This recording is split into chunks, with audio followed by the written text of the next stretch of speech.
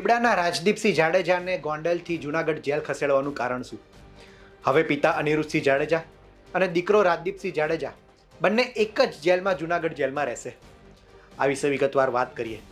સૌ પ્રથમ વાત કરીએ તો અમિત ખૂંટ, જે રીબડાના વતની હતા, તેમનો મૃતદેહ એ વાડી વિસ્તારમાં મળી આવે છે.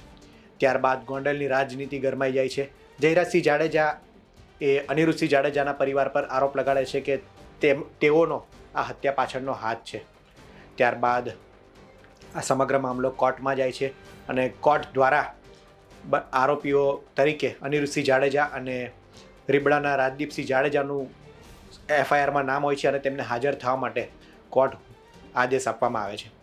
ત્યારબાદ અનિરુદ્ધસિંહ જાડેજા પરિવાર દ્વારા સુપ્રીમ કોર્ટ સુધીની લડત એ લડવામાં આવે છે, પરંતુ સુપ્રીમ કોર્ટમાંથી પણ બંનેને આગોતરા જામીન નામંજૂર થાય છે.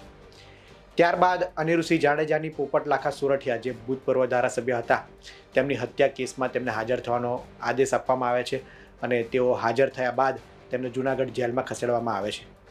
બીજી તરફ અમિત ખૂંટ પરિવાર દ્વારા એવો આરોપ છે કે જૂનાગઢ જેલમાં જેલ પ્રશાસન દ્વારા અનિરુદ્ધસિંહ જાડેજાને ઘણી બધી સગવડો આપવામાં આવે છે. આને લઈને તેમણે જેલના મુખ્ય વડા એ અમદાવાદ ખાતે અમિત ખૂંટના ભાઈ મનીષ ખૂંટે પત્ર લખ્યો હતો અને આ સવલતો બાબતે એ જેલ પ્રશાસનને અવગત કર્યા હતા. આ બધા વચ્ચે રાજદીપસિંહ જાડેજાને પણ કોર્ટ તરફથી રાહત ન મળતા તેમને હાજર થવાનો હુકમ આપવામાં આવે છે અને રાજદીપસિંહ જાડેજા 10 તારીખે એ ગોંડલ ખાતે હાજર થાય છે પોલીસ સ્ટેશન સમક્ષ. પોલીસ દ્વારા તેમના 2 દિવસના રિમાન્ડ એ લેવામાં આવે છે અને 13 તારીખે તેમના રિમાન્ડ પૂર્ણ થાય છે. આ બાદ રાજદીપસિંહ જાડેજા દ્વારા ગોંડલ જેલમાં નહીં પરંતુ તેમને જૂનાગઢ કાં તો અમરેલી જેલમાં ખસેડવા માટે અરજી કરવામાં આવે છે.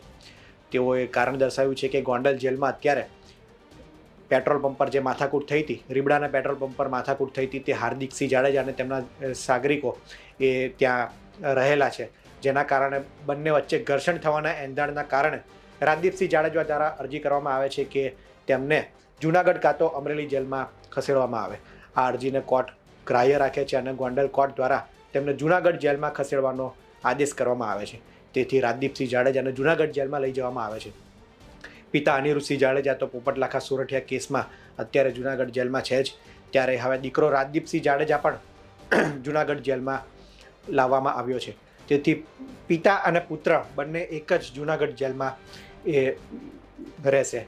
કારણ કે મુખ્ય કારણ એ દર્શાવવામાં આવે છે કે પેટ્રોલ પંપ પર જે રીતના રીબડાના અનિરુદ્ધસિંહ જાડેજાના પેટ્રોલ પંપ પર થોડા દિવસ અગાઉ હાર્દિકસિંહ એ ફાયરિંગ કર્યું હતું, હાર્દિકસિંહ દ્વારા ફાયરિંગ કરવામાં આવ્યું હતું, ત્યારે આ કેસમાં એ હાર્દિકસિંહ અને તેના સાગરિકો ગોંડલ જેલમાં જ બંધ છે. ત્યારે ગોંડલ જેલમાં એ બંને વચ્ચે ઘર્ષણ ન થાય તે માટે રાજદીપસિંહ જાડેજા દ્વારા આ અરજી કરવામાં આવી હતી અને જેને માન્ય રાખીને તેને પણ જૂનાગઢ જેલમાં ખસેડવામાં આવ્યો છે. તો રાજદીપસિંહ જાડેજા અને પિતા અનિરુદ્ધસિંહ જાડેજા બંને હવે જૂનાગઢ જેલમાં જ રહેશે. આ કેસમાં આગળ શું થાય છે તે આપણે જાણીશું. આ રિપોર્ટમાં હાલ આટલું જ. આ અંગે આપનું શું માનવું છે તેમને કોમેન્ટમાં જરૂર જણાવશો. ધન્યવાદ.